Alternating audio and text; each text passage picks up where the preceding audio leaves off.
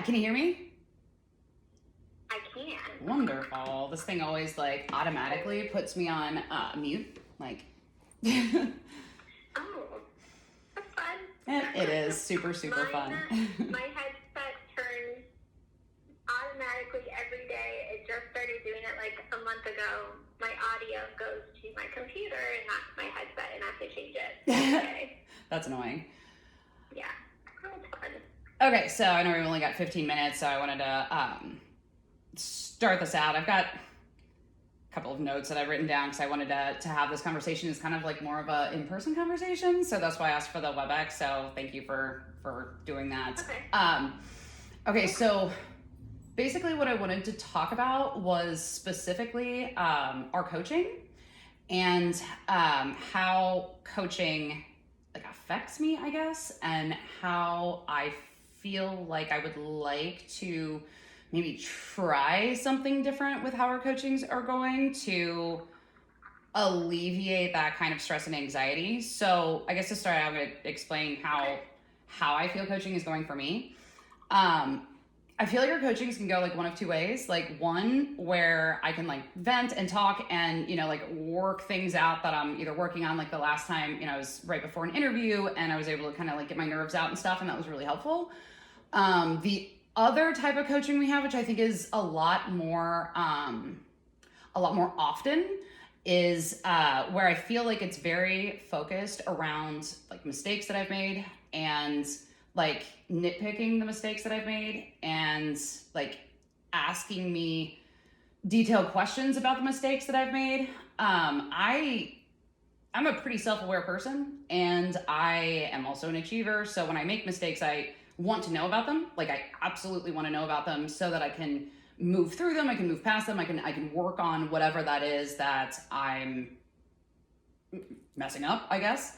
But I feel like when things are focused purely on the negative and, you know, kind of like a list of things that I've done wrong and where I feel like I'm being asked to, I don't know, like atone for mistakes rather than like learn from them and move on. I feel like it kind of makes, not kind of, it totally makes like any coachings that are on my calendar like a source of anxiety and dread when it's coming up.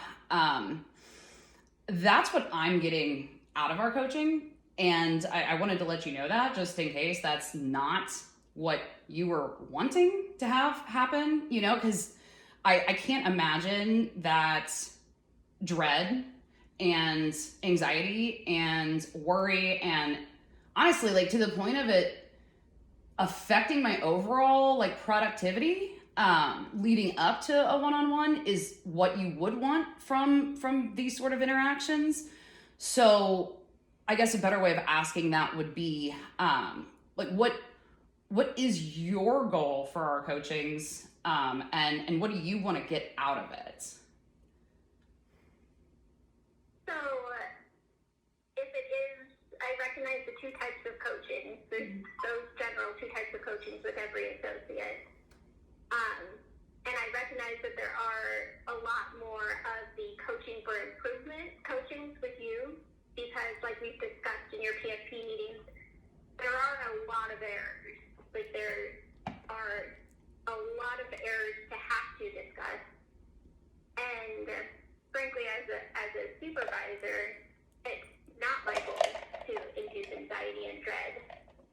However, it is the expectation of HR and of Kevin that if there are errors, that they are addressed, and when they're addressed, the questions such as how can we prevent this in the future, and do you recognize what happened here? Questions along those lines are questions that both HR and Kevin have asked me to ask when there is an error. But if I don't have answers to those questions documented as a supervisor, then now I'm not doing my job. So it is my goal to be able to, A, have documentation, B, have the conversation so I can make sure that you or whomever is making the error and I are on the same page, and to make sure that the error is brought to light because you can't make changes for improvement if the errors aren't brought to light. I'm glad you're bringing this up as a topic because I had it as a topic on my coaching notes for you today. Because I am super interested in what you think I should be doing differently, because we've had these conversations for a year now about the severe types of errors and the quantity of errors, and it doesn't seem to be getting better. So if it's related to how I'm addressing it with you, I'm interested to see to hear what you think, or how you think I could be addressing that differently. I'm glad that you brought up the time frame. So I think that's also something that I would like to talk about, because I've been on your team for 2 years, Kate, and for over a year of that time frame, we didn't have these problems. I haven't changed as a person. I make the same mistakes as I made before.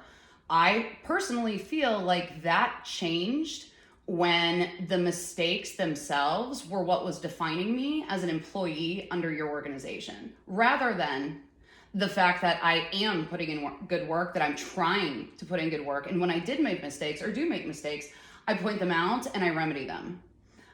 There is a large amount of fear around bringing up mistakes that I make now versus then, because there are two different distinct relationships that you and I have had over the time that I've been working for you.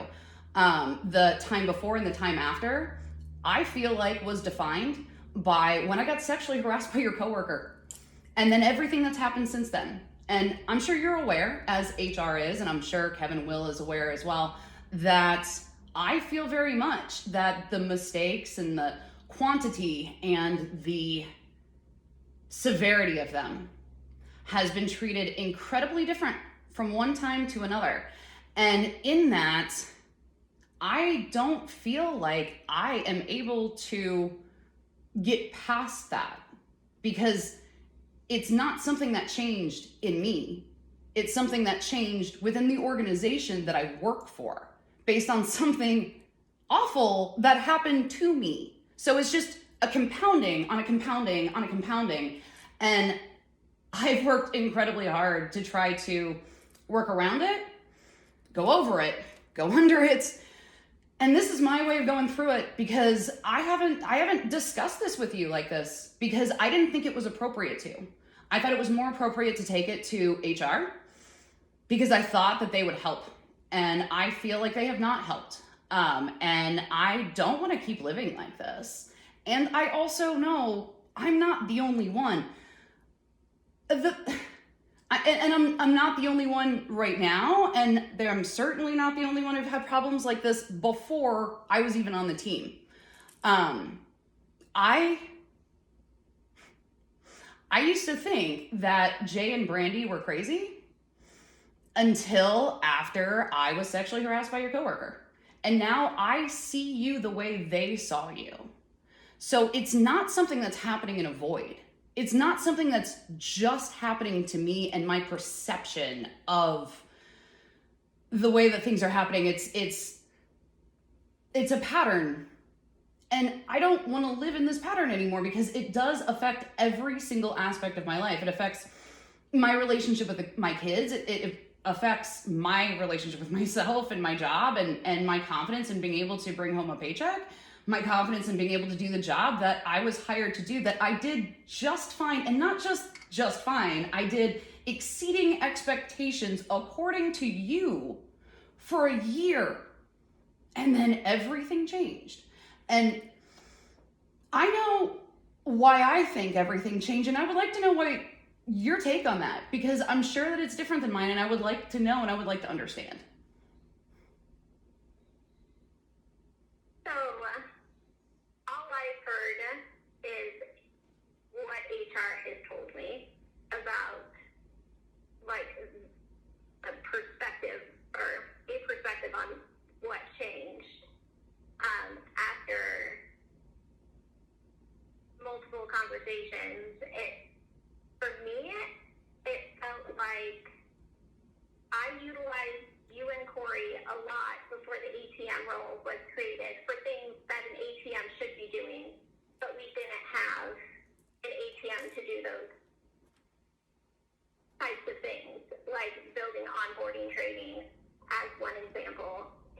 on extra tasks.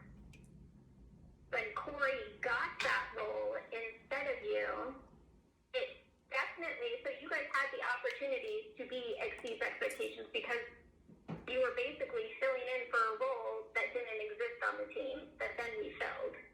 So after that role took a lot of those extra projects because that's that job, that's the definition of that job, the opportunities for exceeding expectations went down because now we have somebody on the team taking on all of those extra projects and all of those extra responsibilities that weren't there before. So now, and not now, but like last January, instead of looking at extra projects, because there were far fewer of them and far fewer opportunities and really more things that associates were bringing to me, it is now really judging, in addition to judging quality of work, now it's just judging quality of work. And there has been, I know you say that you're making the same mistakes that you were before and it's just being addressed differently, but I would disagree with that. And I think a 15% error rate versus your error rate when you started options would exemplify that. I think having 2 severe options errors, a coaching about it, and then 2 severe options errors again after that versus none before and none from your peers would exemplify that. In addition to, I can't share with you the full list of errors that your peers may or may not have. I have shared them with HR, and I'm happy to share them with them again. I can't share them with you because coaching is confidential. But I can tell you that your errors, the quantity is greatly higher than your peers. And the severity, it's like number of trace corrections, number of severe options errors is greatly higher too. So that's what I'm looking at as a big part of determining PFP is looking at the errors that happened through the previous quarter. And I think that taking away the opportunity for the extra project, I think was misinterpreted in how it would have affected your PFP. And that's when I started to see a decline. So I understand that, and that makes sense. Thank you for sharing that.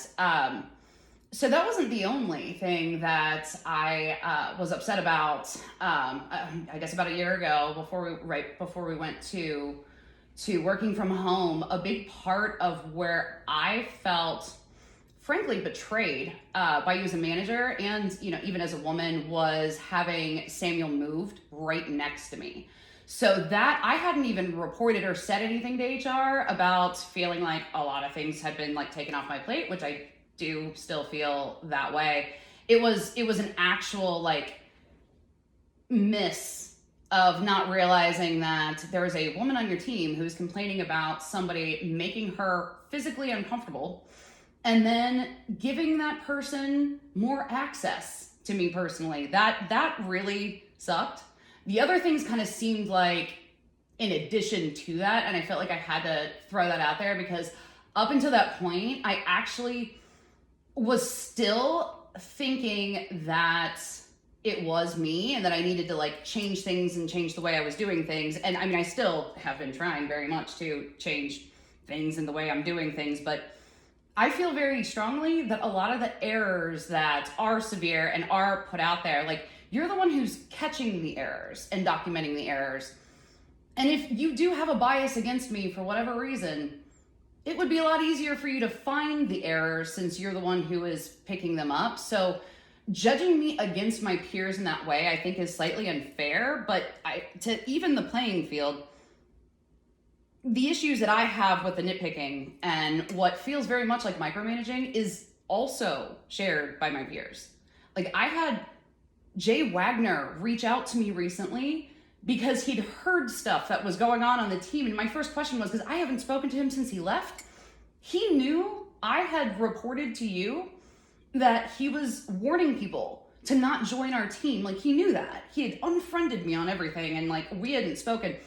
he reached out to me and told me that he had heard that, things were going badly, that you were still micromanaging everybody. And I asked him who he heard that from, and he heard that from Andre.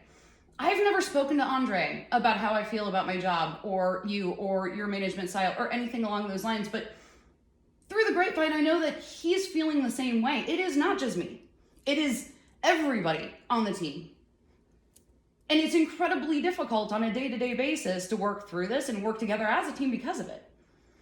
And you'd brought up the training that I'd done, and I spent an enormous amount of time trying to come up with what the team culture was to help remedy all of the issues that we had. And Kate, I feel like one of the biggest issues is that you don't understand when you nitpick people and you make them feel small and you focus on their errors and you make it personal to them.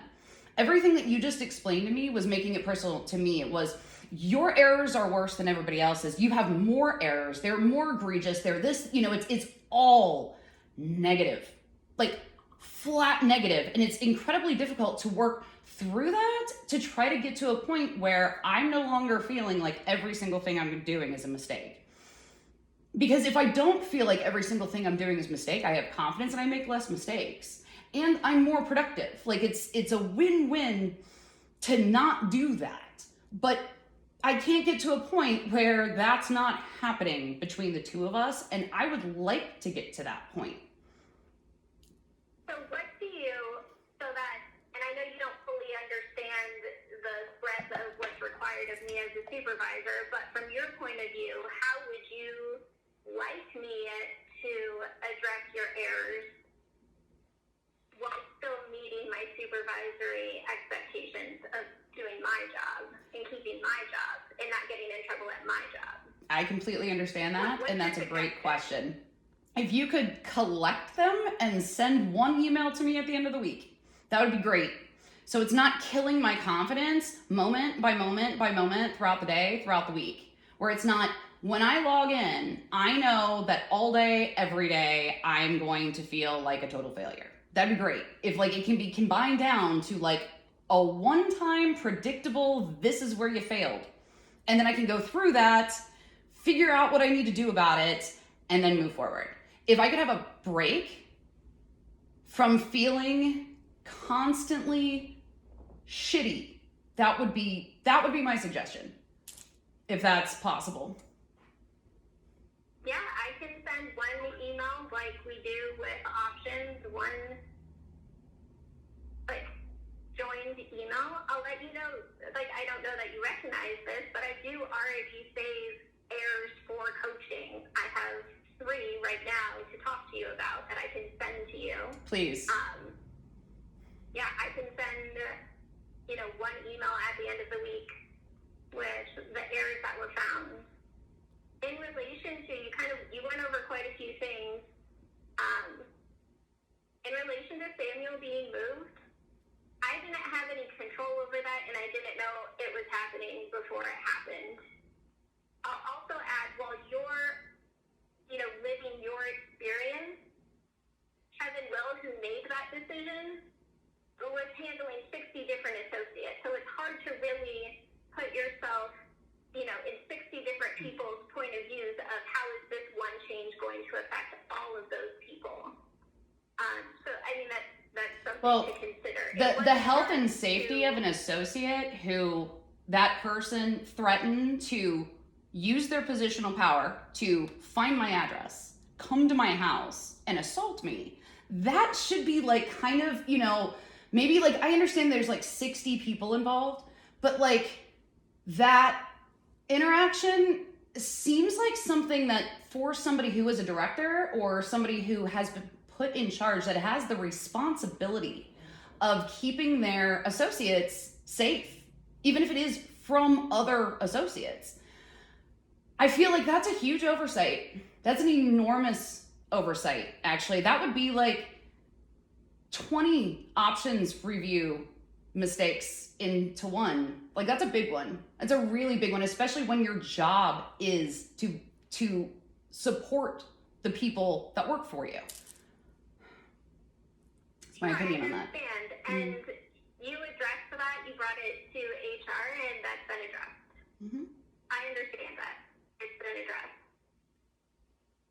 just the mere fact that I did that, I feel like has caused the shit to roll downhill just constantly since then. Because after I did that, I felt like my mistakes became greater, more, and nitpicked constantly for over a year at this point. You made more mistakes and they became worse. And how is that my fault though? Like you made more mistakes wow. and they were more egregious. Mm-hmm. I'm just trying to make that connection. I can't believe you're laughing at that, honestly. So, like I know you keep. Somebody's at work and gets I feel like there's some responsibility that can be taken if you make a mistake. Like you've said a couple times now. Like I used to think it was me, but it's not me. So it's me then who's causing you to make mistakes. Like am I putting together or like regurgitating what you said correctly? So yes, actually you have, and that's a great question. I love the opportunity to go a little bit deeper into that. So if when you get into work in the morning and the first thing you get pinged and pinged and pinged about slipped out of your aux code, something's going wrong, this is going wrong, and it's just like pick, getting distracted by that, where it's like, okay, well, I need to address this now. Okay, now I need to address this. Okay, now I need to address this. Oh, I did this wrong. That's an environment in which mistakes are easily made, very easily made, because it takes you from being comfortable with your job to heightened anxiety level up to here. And then it maintains there constantly for the rest of the day. And then something will fail, and then something will fail, and then those are caught onto, and then those are then, it's like you're training a puppy who pees on the floor, and you take their face and you rub it in it very, very, very hard, okay? And like all the time, to the point where anytime that dog is doing anything, they're gonna cower and they're gonna be afraid, and then they're gonna make the mistakes over and over again, because all they're actually trying to do is avoid punishment rather than doing a job. And that's what I've been doing since all of this began, is avoiding you, avoiding hearing from you. That's what I'm doing. I'm not helping the customers. And yes, that is your fault, Kate. That is, you're the leader. And you're not leading me. And you're not leading this team. You're managing. And you're supervising. You're not leading. And that has consequences. That has a lot of consequences. And a lot of it comes down to trust. And it comes down to ruining the productivity of an entire group of people because everyone is afraid. And yeah, my mistakes are worse. But yeah, you nitpick me more than the rest of them. So, I don't know that you would know the amount of nitpicking that I do with the rest of the team. You've heard from Jay, who heard from Andre, which thank you for letting me know about that. Going back to something you said earlier about it's me finding these mistakes, and so somehow I'm going to find more of them, and then also connecting that I'm not leading, I'm managing and supervising. My FINRA title is a supervisor. So while I understand as somebody who manages a team that leading is important, with managers at TD Ameritrade, your number one responsibility is actually to FINRA, to make sure that you're supervising. And if I'm running into your errors, I'm in the same, like, I find your errors here, like, this is where everybody else's errors would be, and this is where I would find them. I'm going to be super clear. I am not purposefully going out and looking for errors that you make. They come across my desk. I am not purposefully going out and looking for errors that you make. I'm either in chat or I'm supervising chat and see errors. I'm going through Kana to help the team and see errors. I'm going through Salesforce doing research or whatever else that I'm doing and finding errors. I'm not specifically going out and looking for errors. I don't have time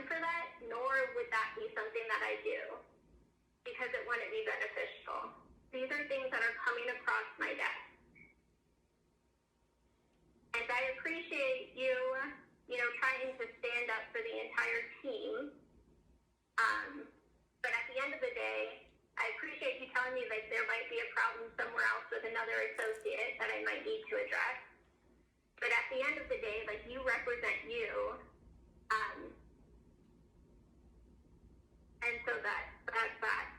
I understand how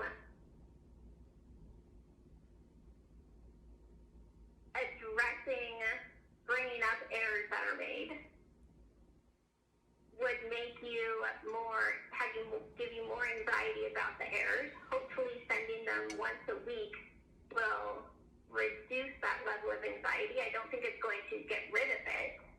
I think it could possibly reduce it. I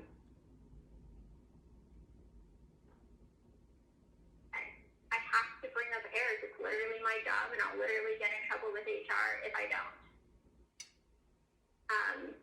So I believe very strongly that if I'm only getting like an error report once a week rather than all day, every day, it's going to greatly reduce the errors that I make. That's my opinion, and I would really like to test that out. I really hope so. I'm happy to start piloting it tomorrow. I need a team of people that I can trust to be able to do their full jobs, and with the number of errors, like, I'm not comfortable with you in options. I'm not super comfortable with you doing transfers, because of the number of errors. So if that has been loud and clear. Like, I don't need to hear that again, because I already know that. That's why we're having this conversation. I feel like you just can't stop focusing on that entirely. And I'm asking you to stop that, at least temporarily, so I can show that I can handle this if it's not just constant negativity focused in on me personally. That's what I'm asking for. Just for a break from that for a bit. Okay, let's leave it at that then. Cool. I will send you a weekly coaching report of any errors that happened in that week, with the exception of options, so that while you're doing options, you can be aware and make changes throughout the week. So you're still going to be doing it with options? Oh, do you not want us? I don't want that with the options. Because you had. Okay, so you can find out at the end of the week. Yes, please. The full All report. mistakes in one. Okay. Sorry, I thought that was different, so I'm glad I brought it up as separate, because we had discussed that, and that was the solution we came up with. That was the solution you came up with? But That was the solution you came up with. That wasn't the solution I came up with. Like, that's why I wanted to have this meeting, was because that was not working for me, and I didn't know how else to say it unless saying it directly and trying to have a conversation that was like a two-way street, rather than in Slack that might come off in the wrong tone or something like that. I wanted this to be able to go back and forth, which I appreciate. yeah, I think this would have been not appropriate for Slack. Mm-hmm. Okay, so I will start that tomorrow. Have you heard about the other job that you applied for where you might be happier? I have absolutely not heard about that yet. I was told that they were hoping to have somebody in the seat by April 1st, but that it was going to be a while before they were going to be able to announce candidates for that, because they had a lot of interest and quite a few interviews set up. So nothing yet. Are they hiring one position or like a team of people? 3 people. Okay. Well, I will make these changes. Hopefully it helps, like you expect it to. Like, trust me, like, you being happier would make my life easier. So I will, if it's appropriate, I'll do what it takes to make that happen. So I'll start that. And let me know if there's anything else. Was there anything else that you wanted to address on this call? No, that you feel like you weren't able to get across? No, I think I covered everything. I'd written out notes just to make sure I stayed on point, which I think I did, and I appreciate you listening. Yep. Okay. Thanks, Courtney. Thanks. Bye. Bye. Thanks for using WebEx. Visit our website at www.webex.com.